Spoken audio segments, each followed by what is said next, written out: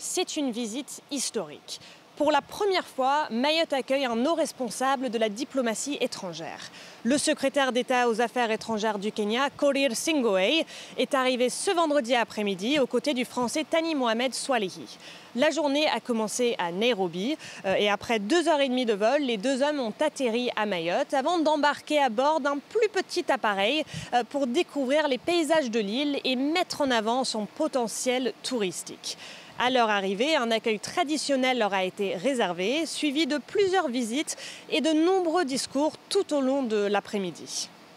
Je tiens à remercier de manière très spéciale le gouvernement français pour avoir facilité cette coopération qui nous a permis en tant que Kenyans de construire et de forger une nouvelle amitié avec le peuple remarquable de cette magnifique île qu'est Mayotte.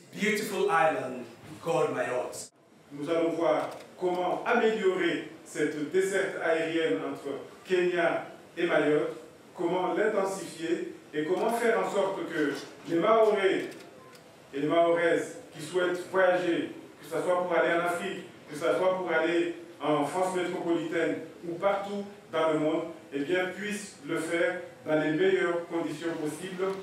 Cette visite fait suite à un accord signé en novembre dernier à Nairobi, visant à renforcer les échanges entre le Kenya et Mayotte, notamment dans les secteurs de l'agriculture, du numérique, du tourisme ou encore de l'économie bleue. C'est un partenariat gagnant-gagnant. Mayotte bénéficiera de cette coopération, notamment pour sa reconstruction après le cyclone de décembre dernier, tandis que le Kenya profitera d'un meilleur accès au marché français et européen.